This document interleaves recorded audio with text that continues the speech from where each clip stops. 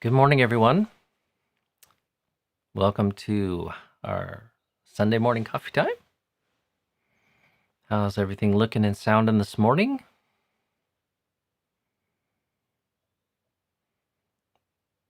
I believe we've arrived at July the 12th, at least here on the west coast of the United States. So that's the convention we've agreed to. As amongst, in addition to others. So this is the year 2020 here in the United States as well. But they passed 2020 a long time ago in Buddhist countries. And I can't remember what the Buddhist year in Thailand is, but it's 25 or 2600 something. Wait, I think it's still in the 2500s. So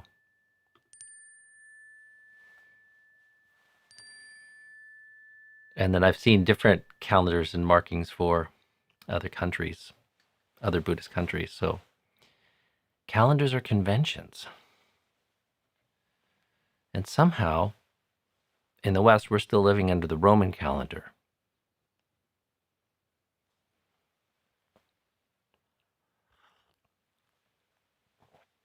The long reach of Roman culture. So let's see, today is Sunday, so that means we have another talk coming from Ajahn Sudanto this afternoon, premiering at 1 p.m. So if you have time, go and click the reminder and see if you can carve out some time for that live-like experience of Ajahn's latest talk kind of premiering. With so many things on offer and so many options these days, I think there might be a utility there. Like if you're anything like me, you have a shelf full of books, a Kindle full of ebooks, and a list of things that you're hoping to get to sometime, someday. So actually making a commitment or having a nudge to show up at an appointed time. It's true. The talk will be there on YouTube for who knows how long as YouTube exists and as long as Ajahn and the stewards decide not to take it down. But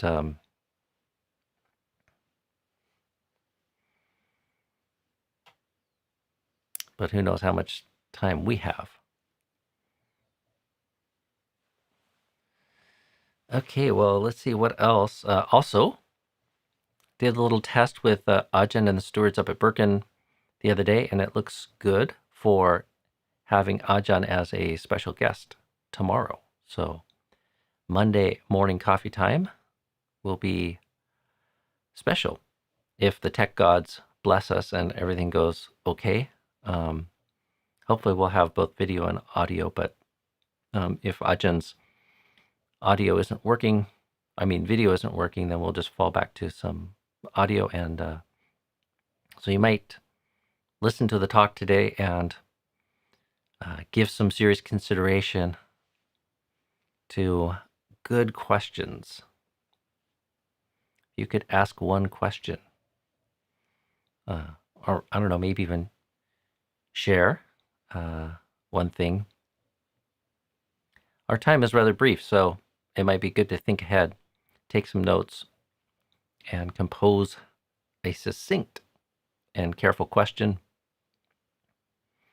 And just for those who might be confused, questions are those things that actually end with a question mark. And it can be okay to share your appreciation or give some brief feedback or something, but I think we'll prioritize questions, and Ajahn will not be able to see the questions, so I'll be I'll be playing host and kind of giving my attention to the chat, and then displaying those on the screen and reading them out to Ajahn so he can reply to them.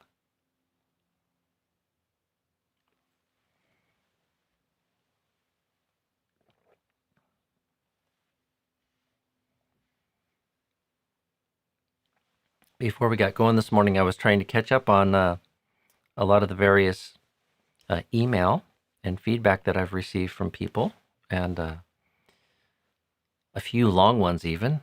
And I do appreciate hearing from people.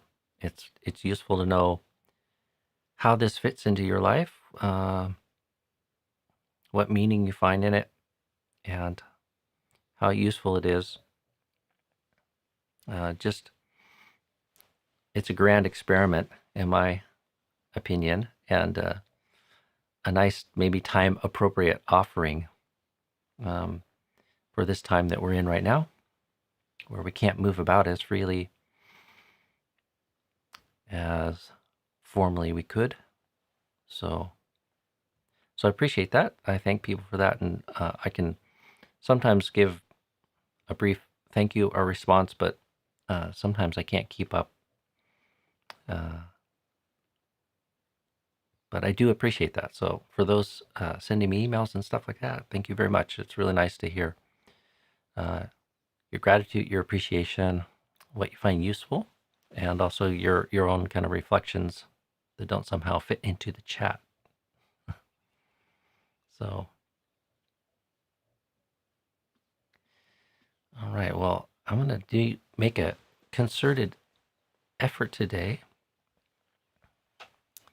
to try to keep up with the chat.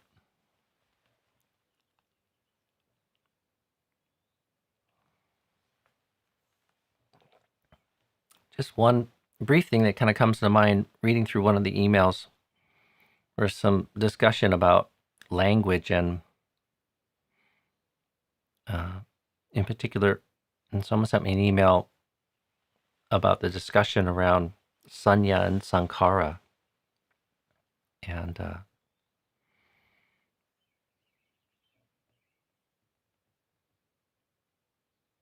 my approach to Dhamma practice and using the suttas as a jumping off point for nourishing my own Dhamma practice and nourishing contemplation is a little bit maybe looser than others, and not quite as literal.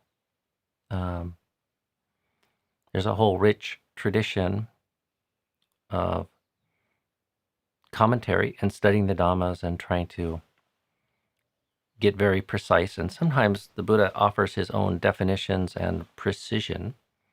But, my reading of the suttas is this was a real human being wandering around, engaging with people and using language in the way that we typically use language, which isn't always literal and has a bit of play and is tuned to the conversation, the time, the place. And, we find ourselves in a very different time, in a very different place, and even a very different culture. We still are facing the very same challenges as all human societies, including South Asia in the time of the Buddha. But what we make of these words sometimes, there's only so much precision that we can get with all those kind of limitations. And I think there's room for creativity, contemplation,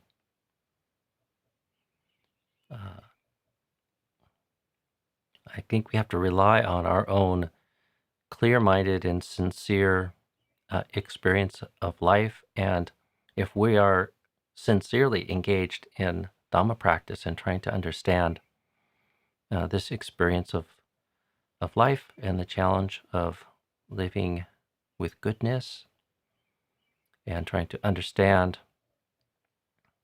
these kind of central truths that the Buddha points to,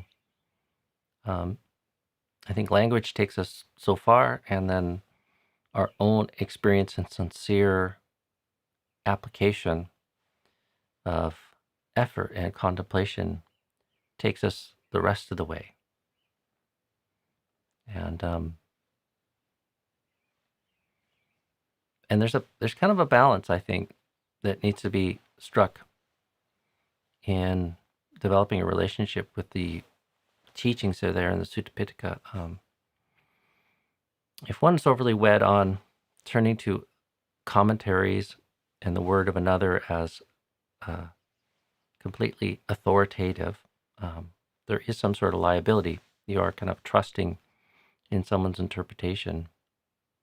And I would say in general, the commentaries, especially the traditional commentaries, they're aiming at precision, even technical precision.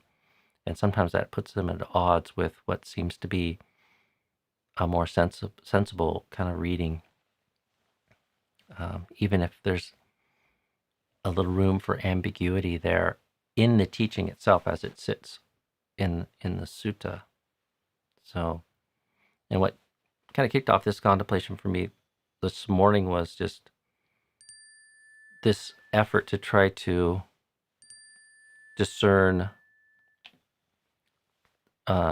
delineations between something as fine as Saññā and Saṅkhāra, our perception and volitional formations. And it's not always easy to make such clear-cut, unimpeachable divisions when we're talking about facets of the mind. And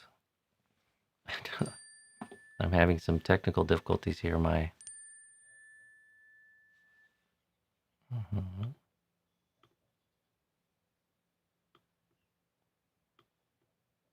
my bell has a mind of its own.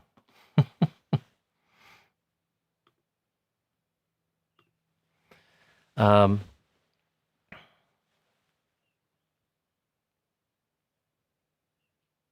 anyways, that's just a little bit of a thought. I would say we need to strike this kind of balance between looking to authorities and studying and trying to make sense of things as best as we can, but we shouldn't completely abandon this our own sincere and creative engagement with this very human endeavor of trying to understand the Dhamma in our life. And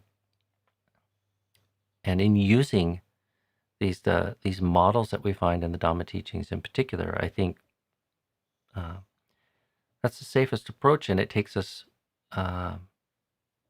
where we need to go if we're practicing the whole of the path. So, all right, well, let me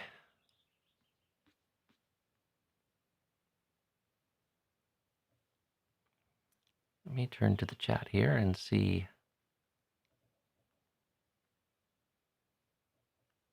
what you all have on your minds this morning. Good morning, Eleanor. Do you have a mentor to whom you can go and ask a question, talk, ask for support, etc.? Yeah, I have many mentors. There's a rich culture of maintaining relationships with our preceptor, our teachers, but also my monastery is kind of stitched into a great family of monasteries built by disciples of Ajahn Chah, and you have a lot of brothers in the holy life, peers, as well as teachers, and I have many teachers and people that I can turn to ask questions and talk on Dhamma. So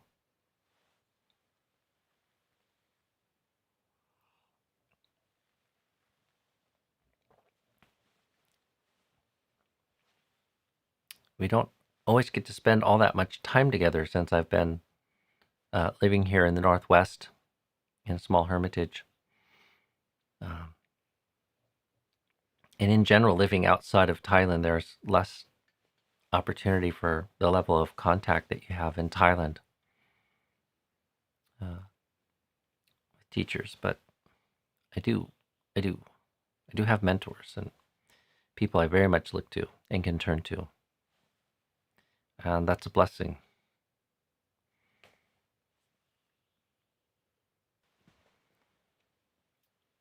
Good morning, Scott. Morning chants, homage to the Sangha.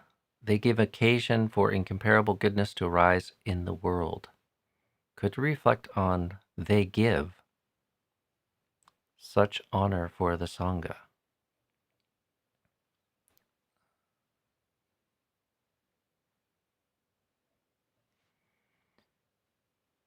Yeah, this phrase that comes up in our morning chanting, it kind of comes out of this itipiso recollection or epitaph or saying that comes up many places in the suttas where people are reflecting on the qualities of Buddha, Dhamma, Sangha.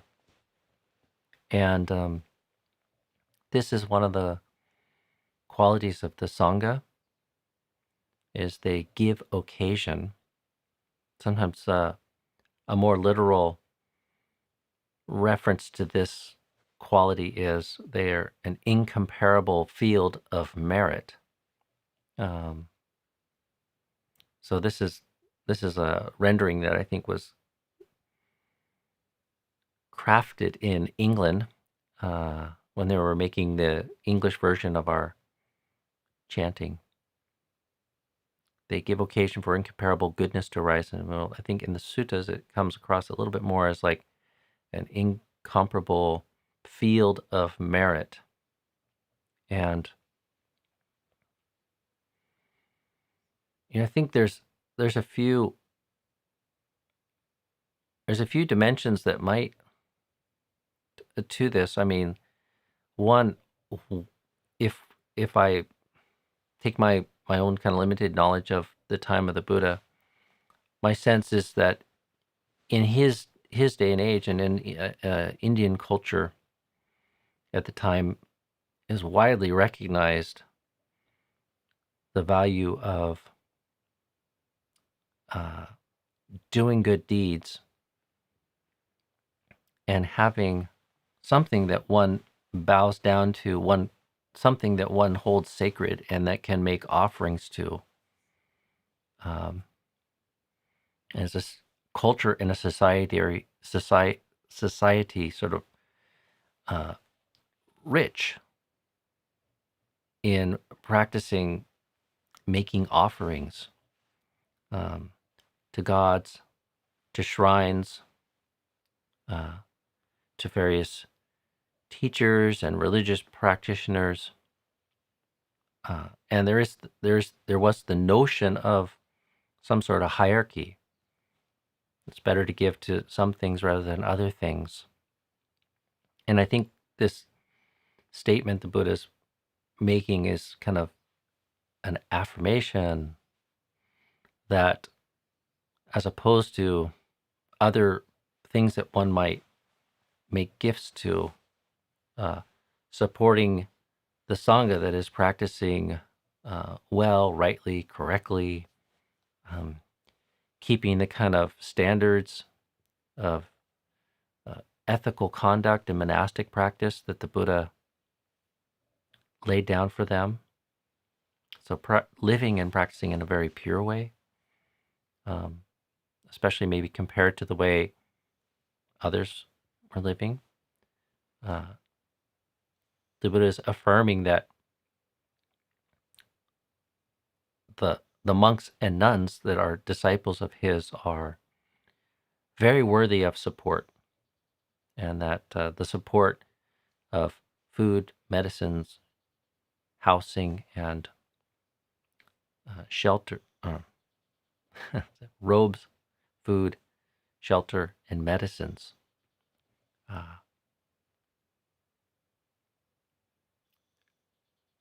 is very efficacious. You're giving to a good cause. You're supporting good people that are very sincerely and purely sort of engaged in trying to deepen and develop Buddha Dhamma, and to bring that into the world and to carry it forward. So, and the Sangha in particular is like a huge part of the vehicle that opens up the opportunity for the Dhamma to exist in the world. We can sometimes think of this or image it in a very maybe casual way, like the Buddha is enlightened, and then he makes this decision to try to share his enlightenment experience and the Dhamma with other beings. And he spent 45 years kind of wandering around, but there's some parts to the story early on that make it relatively clear that he wasn't merely relying on chance and happenstance for the Dhamma just to spread to those who had little dust in their eyes, or those who had the fortunate karmic conditions to meet the Buddha or one of his enlightened disciples or members of the Sangha. Early on, as people are being transformed by the Dhamma and his teaching of the Dhamma, he actually encourages them to scatter and go forth in the world in different directions. So this is kind of the rolling of the wheel of Dhamma forward into the world, and in some sense, the Sangha is the vehicle, and it always has been the vehicle that spreads and sustains and maintains the Dhamma sort of in the world, so that it is open and available for people to be inspired by, to draw near, to pick up and practice, and to realize the fruits and the benefits of this Dhamma and this discipline that the Buddha teaches. So, so on one level, I would say this statement, it might have a very straightforward kind of meaning to it, like being a field of merit. It's a good field. It's a place where it's worth going out and planting seeds, making offerings in particular, and worthy of support. But also it's one that gives great fruit because of the opportunity that it creates. And if we think about it now here, 2,600 years after the Buddha walked the earth, it's incredible. I sometimes think about a modern example too. Lumpur Cha was born in a time and a place in a Buddhist culture that was deeply steeped in the practice of generosity and supporting monastic level practice and experience, and even not bound up with a particular monastery. The forest monks just wandered around, and people didn't necessarily, the communities they came into contact with and for their daily alms didn't necessarily know or even have much interaction with some of these monks. So there's a very kind of broad faith held in the society that you might not know the person's name, you might not know who they're about, you might not even know how good or bad they are at applying themselves to their practice. But the forest monks in particular live such ascetic lives that many people had a sincere faith that these are people worth supporting. They don't ask for much, and they seem to have given up even a lot of the comforts of a more settled monastic life to go off and put forth great effort to develop their Dhamma practice. And because he was born in a time and a place where the society had something of that relationship towards supporting the Sangha, he was able to get sufficient support for his years of wandering, and then establish a monastery and successfully guide many men and women and monks and nuns to deepen their own practice. And look what it's done. Look how it's carried forth and touched the life of literally millions of people. So to me, that's the best any angel investor can hope for. Food and robes, some very simple dwellings, and look at the returns. So, and we believe that those returns accrue to the giver. And this is something the Buddha talks about. So, generosity, there's a hierarchy of generosity.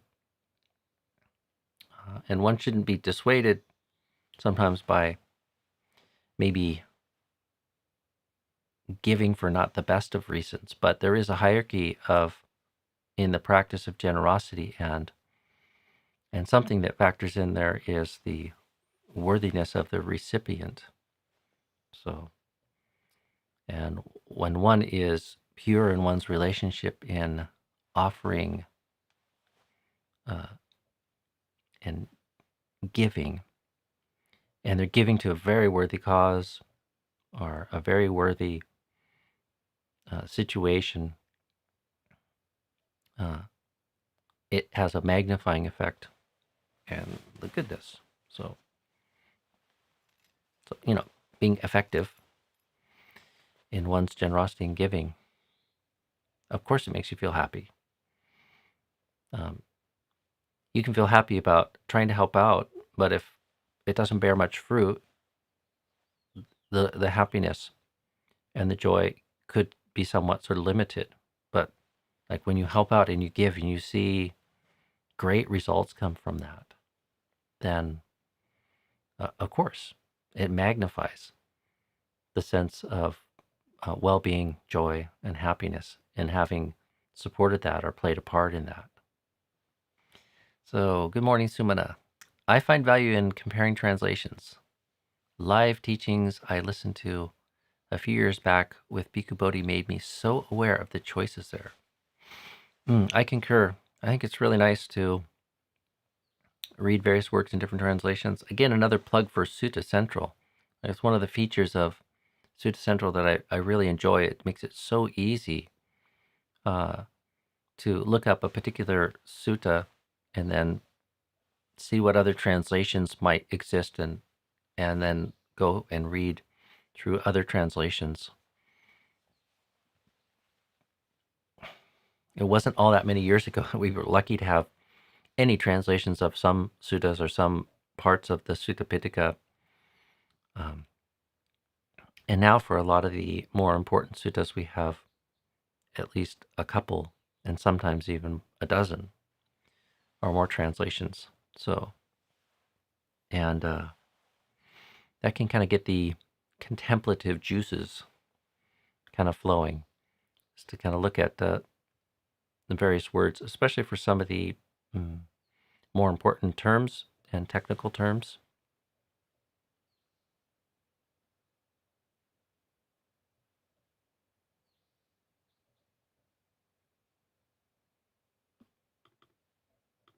Good morning, Marilyn. Even as I asked that question about Saññā and Saṅkhāra, Saṅkhāra, somehow you got a D in there. I asked myself, does it matter? Really? This is getting annoying. No, it does matter. Like, we should ask those questions. What is the difference between Saññā and Saṅkhāra? And that's part of the whole value of having these models is to sort of tease out delineations so that we can examine. It's like, dissecting something. We kind of learn by sort of categorizing things and analyzing things in these ways.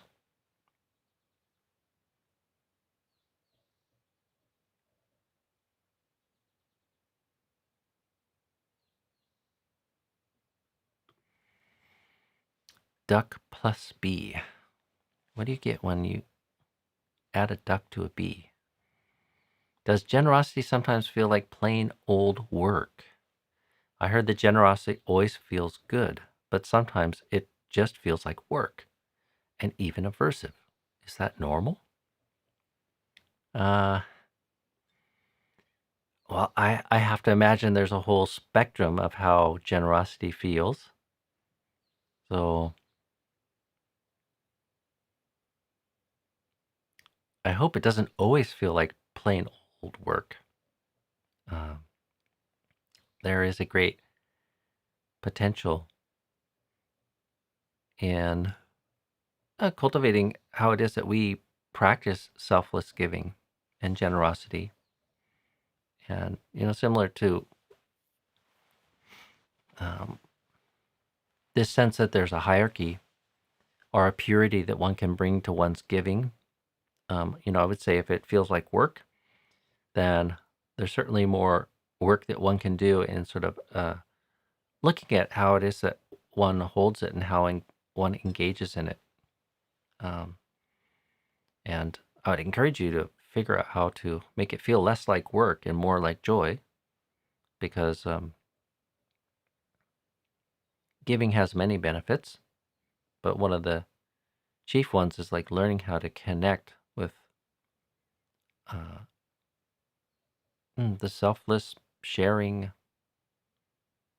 joyous feeling that can kind of come in giving to others, to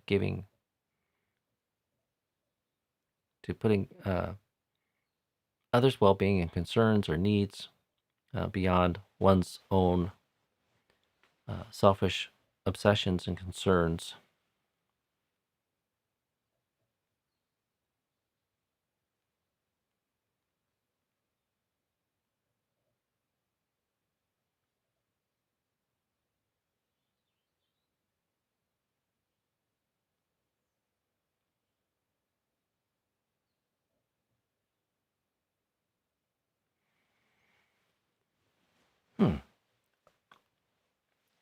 I don't know how far back this is, but I'm getting something from Stan saying, turn the volume up a bit. So it'll be interesting to hear what other people think.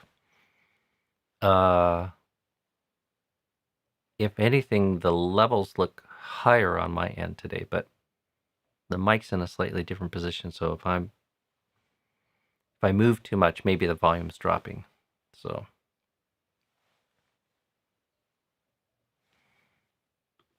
okay, let's see. Eleanor, what will happen once we no longer have desires?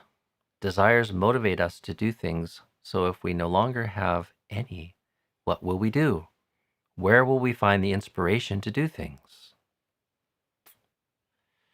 Well, I invite you to strive to reach that place, and then you can report back to me. But I would say we have to be careful in how it is that we conceive of what the Buddha's talking about here. He's pointing to sort of the trouble with desire. And there is language that talks about the eradication of desire, but he's talking really about a wrong relationship to desire and desire structures. So, and I talk about it in the language of investment. We're wrongly invested in our desires, we think like our relationship and our level of investment in what the Buddha calls tanha, which my favorite way to translate right now is thirsting, is we think we think these things are more important than they really are, or that they're going to bring more satisfaction than they really can, and that needs to be investigated. And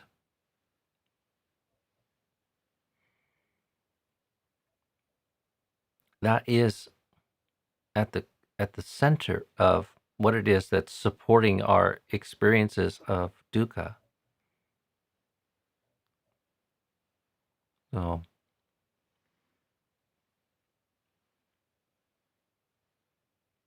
and when we understand that in a profound and transformative sort of way, our relationship to desire and desire structures changes.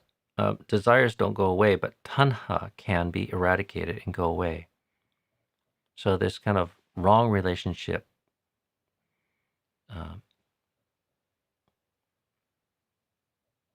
this wrong-headed investment in the objects of our desires, that's transformed. So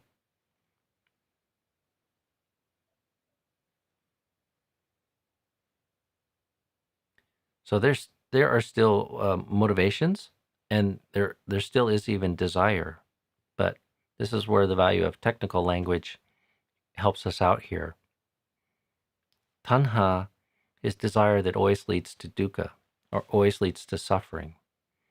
And so the language that is talking about and pointing to the eradication of tanha is pointing specifically to that. So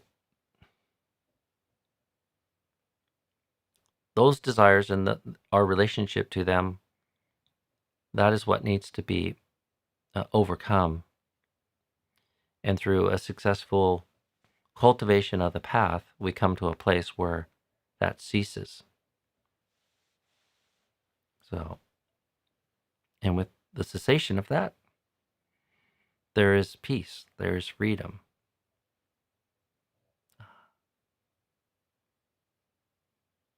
And if we can attain that state before the life faculty ends, then there's still an opportunity to do good things in the world, and there'll be plenty of things that one will be motivated by, opportunities that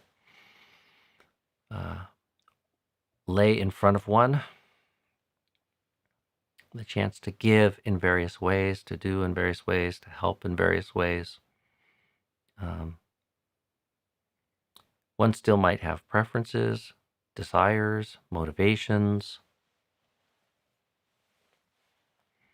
inspirations, but one will relate to all of those features of consciousness in a very different way, having understood and eradicated tanha, desire that leads to dukkha.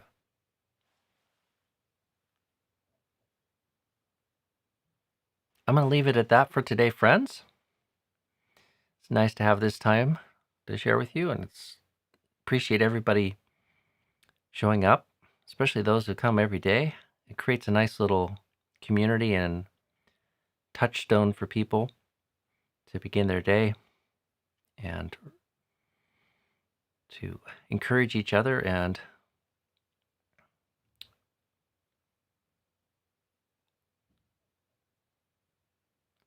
arouse a sense of sati around some of these dhammas again and again, each and every day is important. So be well, and don't forget 1 o'clock. If you haven't done so, go over and set a reminder on Ajahn Sona's channel. There's something where you can, I'm not sure how it works, but at a certain time you can say, remind me. And then if you're around a computer, I guess you'll get reminded.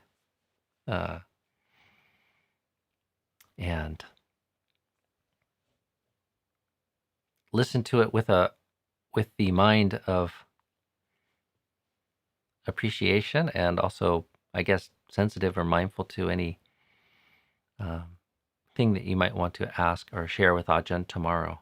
And we'll see how many people we can fit in to that opportunity if it all works out well tomorrow. So, all right. Be well and have a nice Sunday. If you're here on the west coast of America, and I guess it's maybe Sunday night other places. It must be Monday, but doing math live on the internet is probably not something I should do. So, all right. Be well, friends. We'll see you tomorrow morning.